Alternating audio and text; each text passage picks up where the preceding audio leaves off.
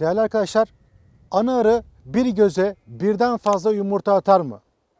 Şimdi birçok arıcı arkadaşımız diyecek ki hayır, birden fazla yumurta görürseniz kesinlikle yalancı anaya gitmiştir. O kovandan iflah olmaz. Aman sakın aldanmayın. Bu doğru değil.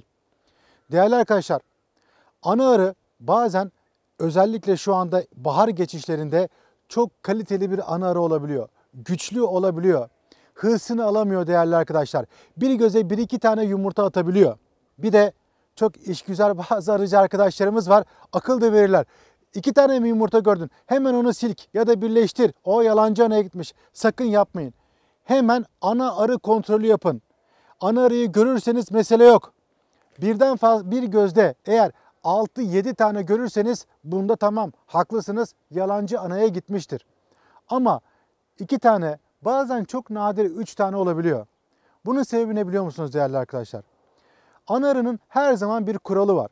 Ana arı içerideki işçi arı nüfusu kadar yumurtlar. Tekrar ediyorum. İşçi arı nüfusu kadar yumurtlar. Ana arı zaten 1500-2000 tane yumurta yumurtlayabilme kabiliyetine sahip. Düşünsenize 2000 yumurta atıyor günde. Aslında 10 günde 20.000 olur. Ama siz kovanızı bir türlü ilerletemiyorsunuz. Tabii ki bunu yapamayacak. Çünkü ana arı her yere yumurtlayabilir istese. Yumurtlamak çözüm değil ki. Onun üzerinde duracak, kuluçkayı saracak. Kuluçkayı 34,5 derece sıcaklığına getirecek bir işçi arıya gerek var. İşçi arı azsa ana arı her zaman o kadarlık yumurta yumurtlayabiliyor. Bu tarz durumlarda başka bir kovandan değerli arkadaşlar, güçlü başka bir kovandan anasını almadan dikkatlice boş bir çerçeve alın. Kapalı yavrusuyla, arısı ile beraber. Onu aynı arılıkta boş bir kovana koyun. 1 saat kadar ağzı açık olan boş kovanda dursun. İşçi arılar çıkıp tekrar eski kovanına gitsin. Geriye sadece yavru arılar ve kapalı yavrular kalsın. Onu da olduğu gibi alın, o zayıf arıya verin. Bir an önce toparlasın, kendine gelsin. Sağına, soluna strafor koyun ve sarın değerli arkadaşlar. Bir an önce hızlanacaktır, kendi kuvvetini sağlayacaktır. Aynı zamanda bu yöntemi kolonide zayıf arılarınız varsa onlar için de yapabilirsiniz. İlerleyen videolarımızda arı dengeleme hakkında çok önemli tüyolarımız olacak. Aman takip edin çünkü kolonimizde bir tane 2 çıtalık arımız var. Bir tane 3 katlı, bir tane 4, bir tane 5. Bu olmamalı.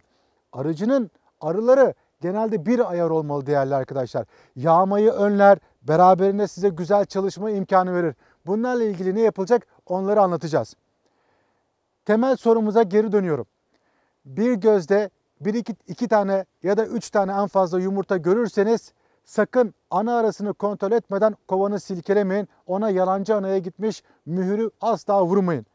Tekrar edelim. Ana arı çok kaliteli, hırsını alamıyor. Bir göze birden fazla yumurta yumurtluyor.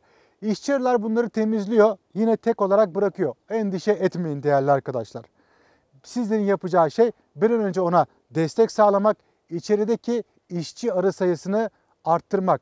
Neydi kuralımız? İşçi arı nüfusu kadar yumurtlar. Yumurtlamak çözüm değil ki. Onu saracak işçi arıya ihtiyaç var. Bundan bahsetmek istedim. Çünkü çok sorulan soru ve bu dönemde maalesef herkes yalancıya gitmiş, birleştir, kovana silkele diyor. Anaya bakmadan aman ha önlem olsun diye bu videoyu çektik. Sağlıcakla kalın. Bundan sizlere bahsetmek istedik. Allah'a emanet olunuz.